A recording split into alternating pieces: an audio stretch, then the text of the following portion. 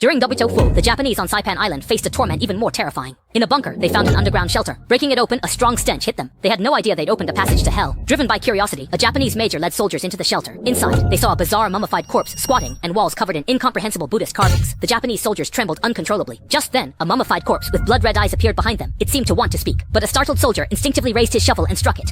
It collapsed. This thing, neither human nor ghost. The major, trembling, crouched, grabbed his dagger, and leapt. Unexpectedly, the mummified corpse stood up and lunged into the dagger, as if determined to die. Even the ruthless major was terrified, his legs weak, but what happened next made him more desperate, unable to live or die. When they tried to open the bunker door, they found it sealed shut, welded in place, no matter how hard they tried. Their voices hoarse from screaming, they desperately tried to escape. The one who first discovered the cave, now covered in bloody scabs, seemed to realize something. He clutched the dagger, muttering incoherently. So seeing him in this crazed state as if possessed by an evil spirit, the major had no choice but to pull the trigger. But then in the pitch-black bunker, the sounds of violent fighting erupted again. The soldiers all went mad, killing each other in a frenzy, and even the major committed seppuku. Strangely, however, the major came back to life, and the wound from his seppuku was completely healed. At this point, he realized he seemed to have become immortal, but at the same time, he was forever trapped in this sunless, pitch-dark bunker. 70 years passed in a flash. Kuiwa and her group arrived on Saipan Island to inspect a vacation project, but through a drone, they discovered two people behaving strangely. When they got closer, they saw an old man with white hair holding something, kneeling in worship. He was worshipping where Japanese soldiers had been trapped years ago. Little Fatty pushed him aside. A black demon seal fell from his hand. The old man leaned close to Little Fatty, taking off his mask. Everyone was instantly terrified, clenching up in fear.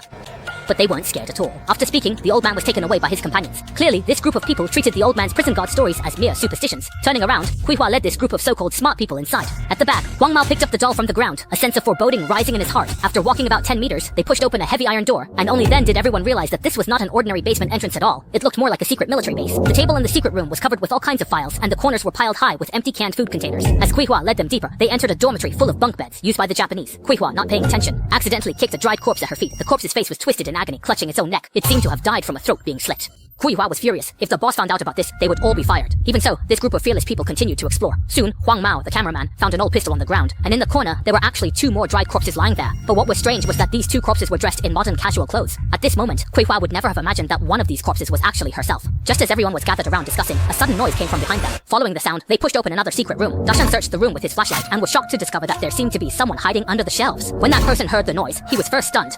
Then he staggered out from behind the shelves. His whole body was ashen and haggard, looking just like a demon crawling out of hell. Next, he lunged straight at the bearded man, speaking excitedly. "Don't cry!"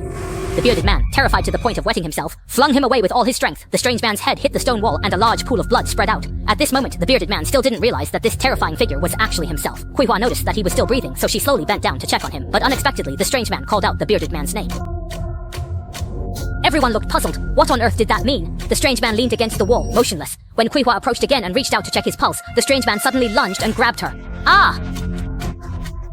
Everyone was so frightened by this scene that they didn't know what to do. Once Kuiwa regained her composure, she realized that the strange man seemed to know Da.